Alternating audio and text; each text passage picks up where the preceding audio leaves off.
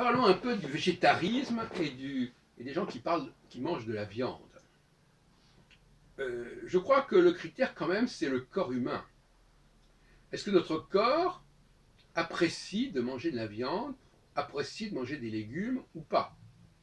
Bon, alors, déjà, on peut répondre très clairement qu'on peut tout à fait, notre appareil digestif nous permet parfaitement de manger de la viande.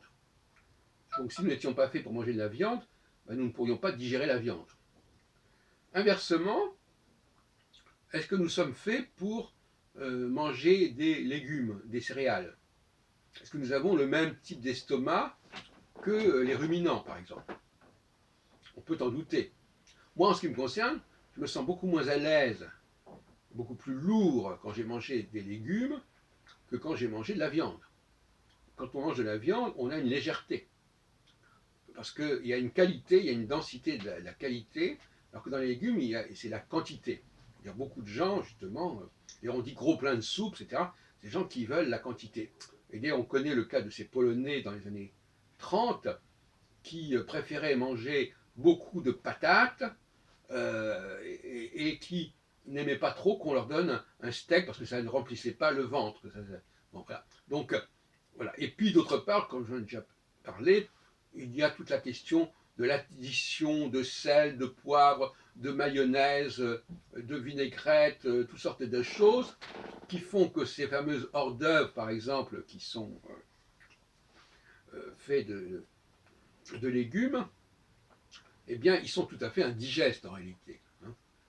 Et donc, sans parler du fait de manger, par exemple, certains produits qui font péter, par exemple, qui donnent des gaz, comme les nourritures à base de pois chiches qu'on mange en Israël ou au Moyen-Orient, le houmous, le falafel, mais aussi, bien entendu, les fameux haricots blancs, dont on savait très bien qu'ils provoquaient des gaz. Donc, si vous voulez, la consommation non carnée n'est pas forcément particulièrement appréciée par notre organisme digestif. Ils chargent, ils alourdissent, ils peuvent même provoquer des hernies hiatales, tellement ça pèse sur le corps, alors qu'on ne risque pas d'avoir d'indigestion de ce type avec l'absorption de viande. Hein, parce que, évidemment, on ne peut pas manger des quantités considérables de viande, alors qu'on peut manger d'énormes quantités de, de légumes. Et puis, rappelons encore une fois que, par exemple, si on prend le cas du flunch, eh bien, le flunch, les légumes sont à volonté, et même à la limite, les hors d'œuvre sont presque à volonté aussi, puisqu'il ne faut pas grand-chose pour pouvoir les payer aussi, alors que la viande est très strictement limitée, sauf dans certains cas de formule à volonté aussi. Donc, on sait très bien que les pauvres se nourrissent de légumes et les riches se nourrissent de viande. Bon, et d'ailleurs, on appelle je crois que je me souviens plus de ce qu'il est, les fonds d'artichaut, la viande du pauvre, chose comme ça, enfin un truc comme ça. Donc finalement, c'est un substitut.